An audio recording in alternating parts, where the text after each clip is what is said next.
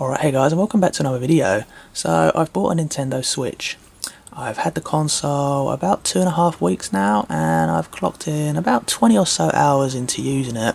I kind of wanted to put some serious hours into using this machine before I did a video like this. Now, this isn't essentially going to be a review of the system. I'm not going to go into like specs of the hardware or do graphical comparisons from other games on other systems.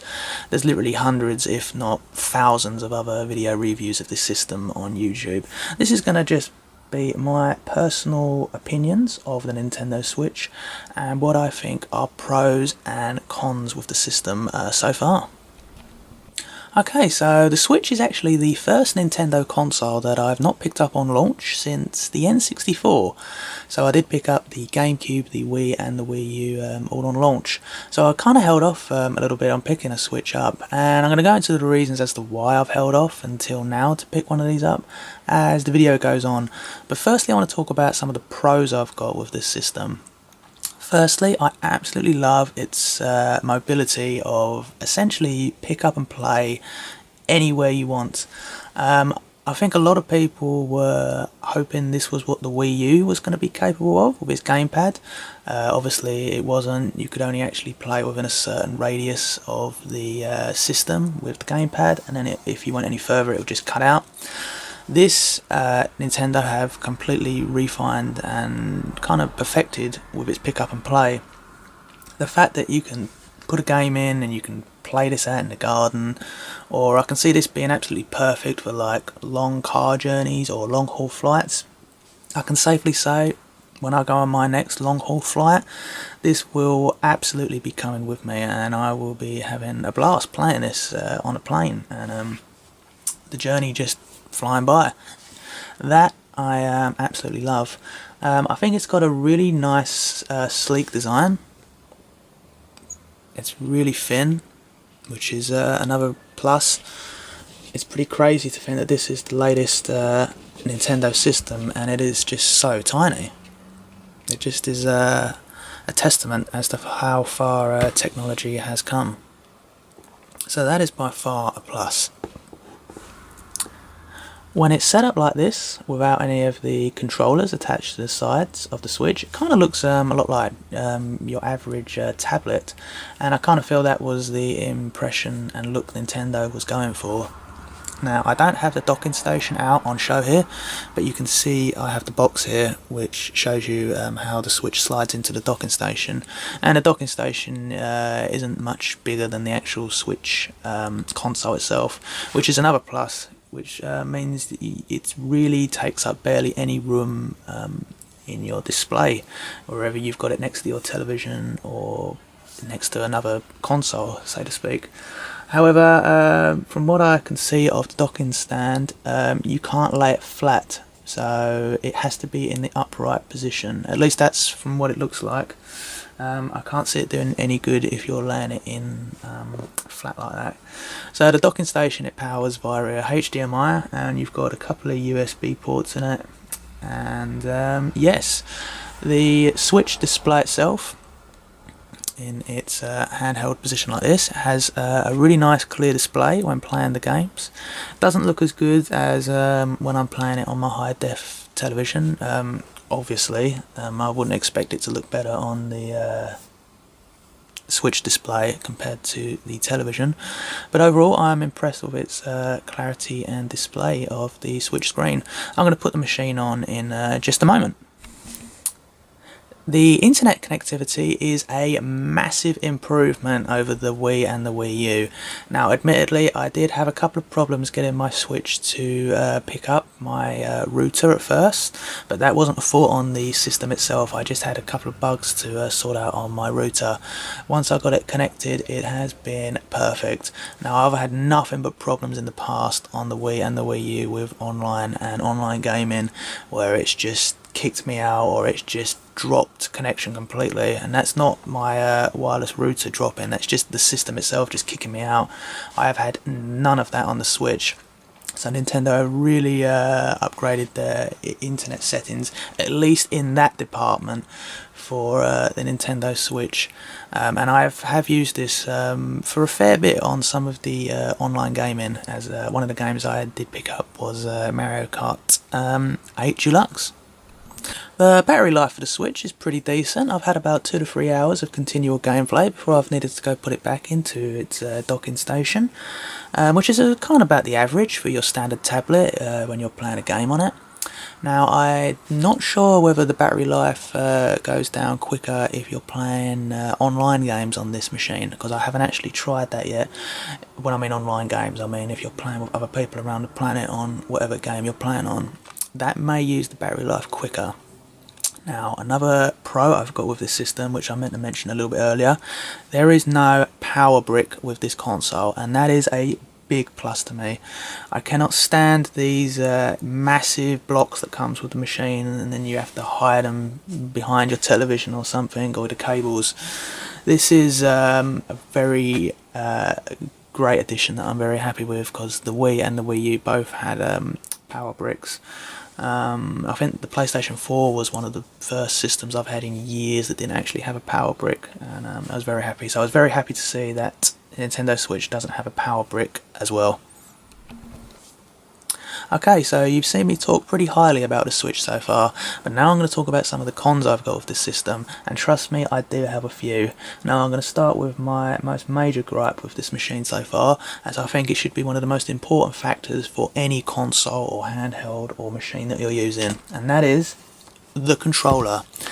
Now, as you can see, I've got the neon colour version of the Nintendo Switch. Admittedly, I did kind of want just the grey one, but these machines are quite hard to get hold of, so I had to kind of settle for the neon colours. I'm not too bothered about that.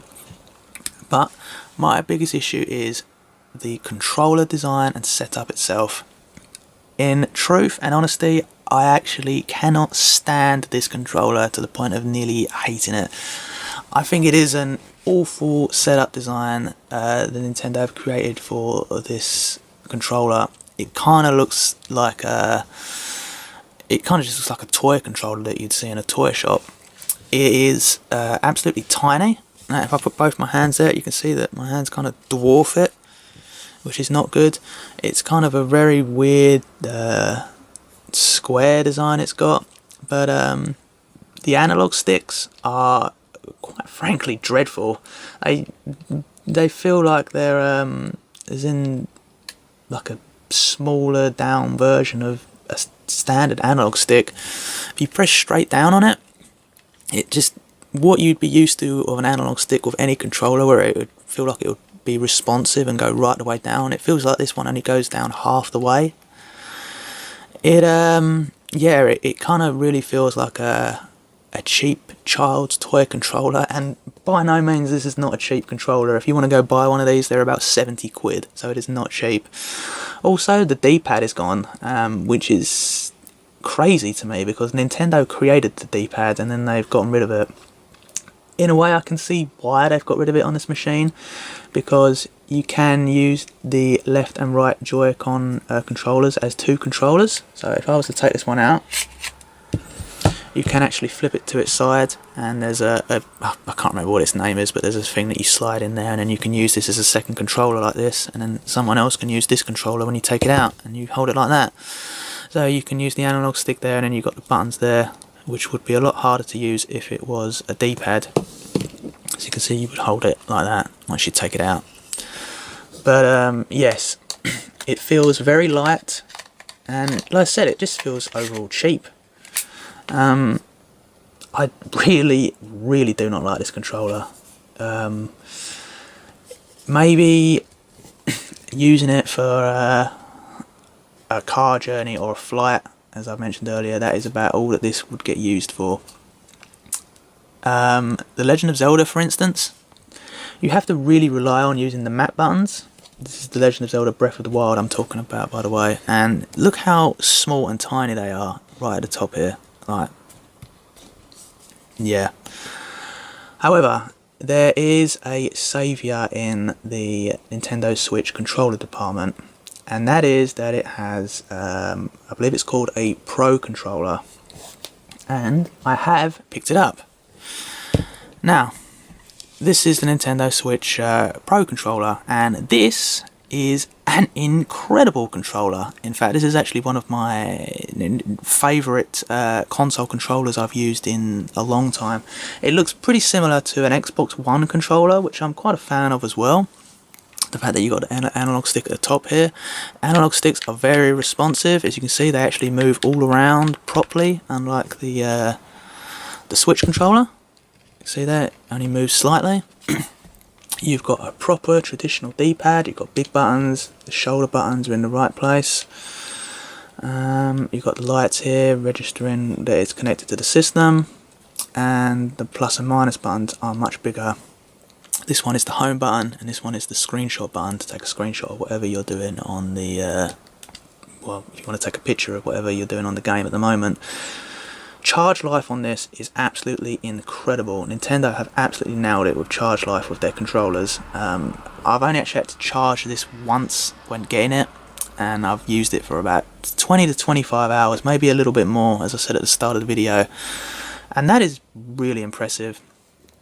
The only gripe I've got with this controller, and it's the only gripe I can find with it, is that it has no headphone jack. So kind of Nintendo have always kind of been behind the other competitors when it comes to online gaming and having friends, like talking to friends online.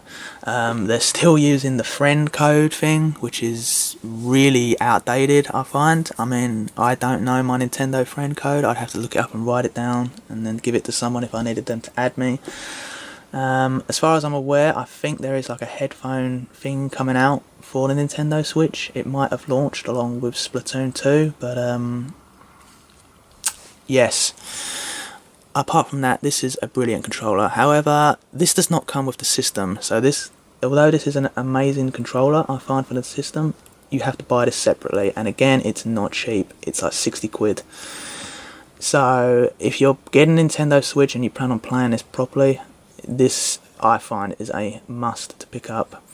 However, although you can use this playing with the Nintendo Switch setup in its out of the docking station thing, which is great also, but if you want to use this, like say for a car journey or a flight, it's another thing you've got to take with you, a massive big ass controller like this, whereas at least this one is a little bit thinner and easier to take, but then you've got to put up with its shoddy controls. So yes, really good controller. I should point out that it has got motion controls built in it, and you can also use the amiibo functionality in this Nintendo Switch Pro controller, which is great. Okay, so one last thing I want to say about the controllers before we move on, as I forgot to bring this up just now, and I think it's a pretty important thing. With the Pro controller, you probably already saw this when I showed you just a few minutes ago, but you got this slot at the top here. This is where the charging cable goes in. It plugs into here, and it goes into a standard USB port. This controller, however, has no charging ports on it whatsoever. There is no connection here that you can put a cable in to charge this. Basically, the only way to charge this controller is you have to take these out, you have to attach them to the Nintendo Switch, and then put it in the docking station. That is the only way to charge this controller, which I think is an absolute joke. If this controller runs out when you're playing it, and that's it, you've got no other way of charging it. From what I've seen online, there is something you can buy, like a charging port controller that you put these in, but again, that's another thing you've got to go out and buy, and this machine is not cheap, and don't worry, we're going to get to the pricing section for this in just a moment. So yeah, that's another important factor I just wanted to show you about this controller. The first thing you want to buy, I believe, which is pretty important when you buy the system, yes, it's another thing to go out and buy, which is another con, is a screen protector. I honestly think Nintendo should have provided this with the machine. Basically a sheet of plastic. You probably wouldn't want to get an official one, which is what I picked up to put over the machine. I have got it attached to it now. This is by far a dust and hair magnet. But my biggest concern is when you're putting the Switch into the docking station, It's got a couple of pads at the bottom of the docking station, and they're pressing pretty hard against the screen. And when I've pulled it out, before I put the screen protector on, it left two pretty big marks on the screen, and I was able to get them out. They've not like permanently damaged it, and they were kind of like just like strong pressing marks on it. But I would very much recommend getting a screen protector, because I can't see that doing any good to the machine. Okay, now I'm going to put the machine on to show you the home menu. So put it on like that. I will try to get it so there's no glare. Okay, so I'm going to use the Pro controller, and we are on. Now, as you can see, these are the two games I've got for the system, being Legend of Zelda Breath of the Wild and Mario Kart 8. Now, the home menu for the Nintendo Switch is incredibly bare bones. There is nothing on here. This is it. And at the moment, there are no apps or anything you can download to put on here. It really puzzles me that Nintendo have not actually even put a web browser on this thing yet. I mean, it's essentially like a tablet, and you can't even use it to browse the internet, which is it puzzles me. Nintendo are apparently updating this thing at the beginning of 2018 for, they're saying it's going to be tremendously updated for online services. However, they are going to be charging people to use online functions, so essentially what PS Plus is or Xbox Live. Nintendo are doing that as well. I don't think it's as much money. But if Nintendo are going to want to charge people to use its online services, it better be decent, because at the moment it's incredibly lackluster. As you can see, this is the menu you've got. You've got no options to change skin patterns or different colour background. This is essentially it. So yeah, I'll load Legend of Zelda up just so you can have a little look. It has got very good quick load times, I must say. Really happy as a nostalgia factor that it's using cartridge based as opposed to disc based. That is really cool, I think.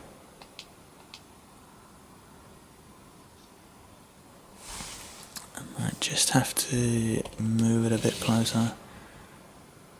In fact, let me turn the light out and you might be able to see it.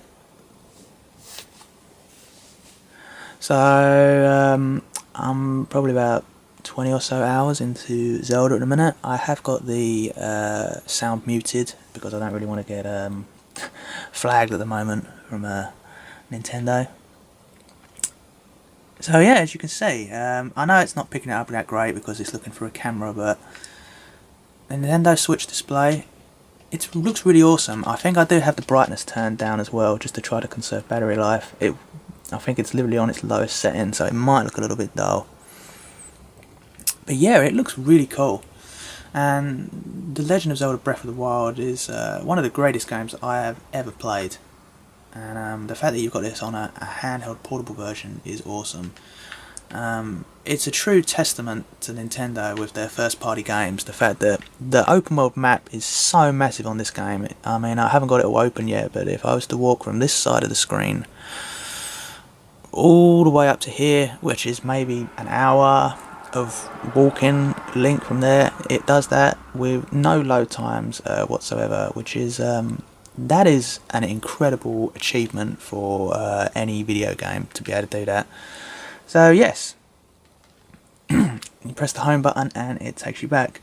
I do have a little bit of a gripe. This is a little bit minor, but there's no power button to turn the machine off completely from the controller. You have to do it by pressing the button and holding the button down at the top to turn this machine off. You can only put the machine in sleep mode from the controller, which is a little bit strange as to why you can only do that. I mean, other systems you can turn the machine off from the controller, so I don't see why you can't do that with this. But yeah.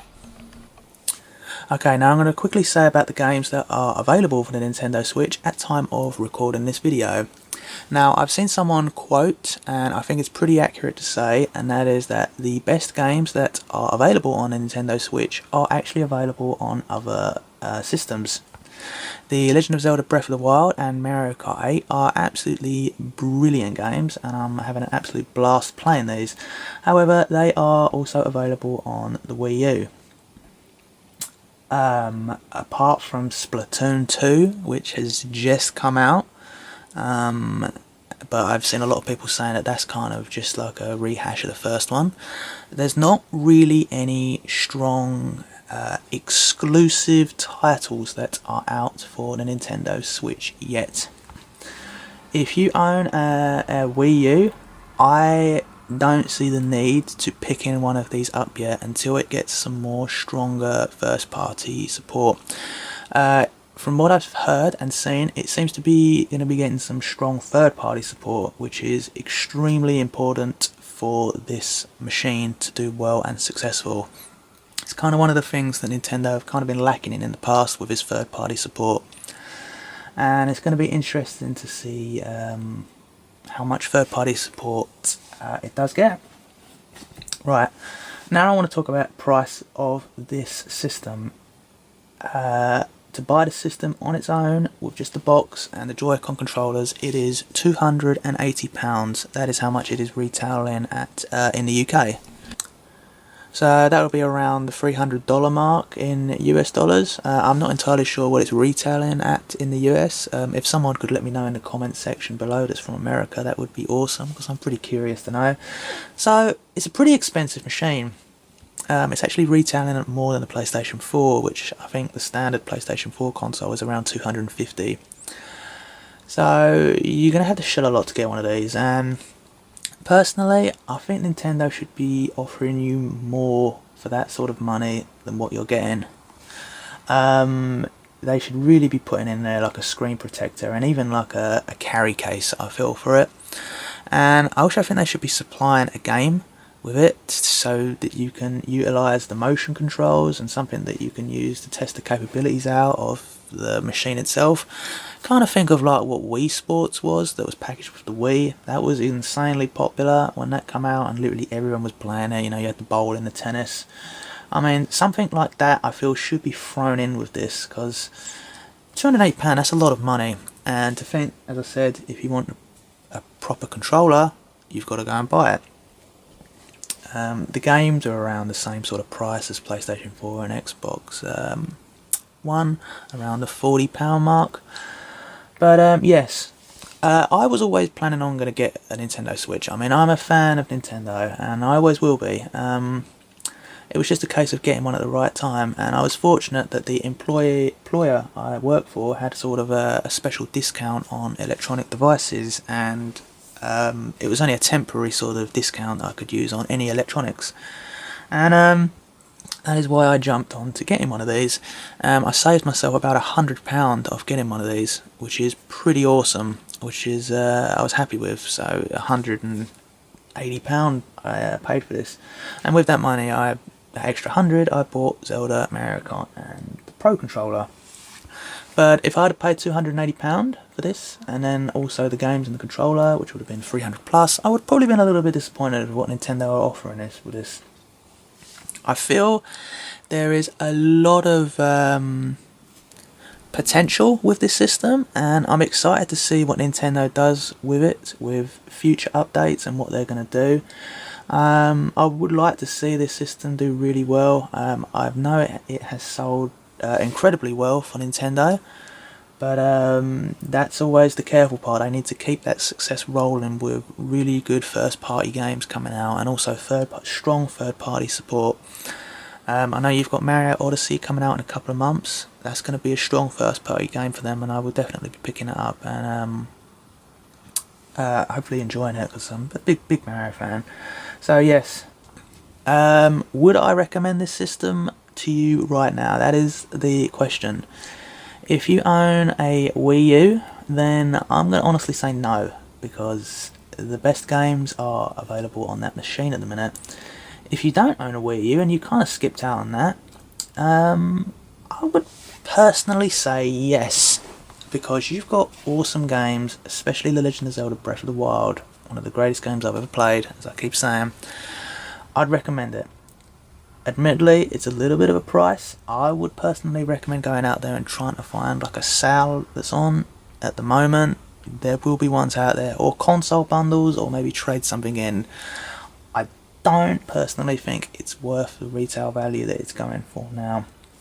And fingers crossed Nintendo sort out some of the other issues they've got with the system, such as this bare bones menu, its internet service, and maybe we're going to get a headphone capabilities and whatnot. So yes, this video turned out a lot longer than what I was expecting it to do. I only really wanted to do my quick thoughts on the machine, but I clearly had a lot to say. But yeah, thank you very much for watching this video all the way to the end, guys. If you've got a Nintendo Switch, let me know how you're finding the machine itself. As I said, the machine itself and how it plays, I've not had a fault with it at all. It's brilliant, and slide it into the docking station is brilliant, and it plays really well on the screen. But yeah, once again, thank you very much for watching this video, guys. If you liked it and enjoyed it, a thumbs up is always very much appreciated. I upload 2 videos a week usually, and they're usually on Friday and Sunday, uploaded at 4 PM UK time.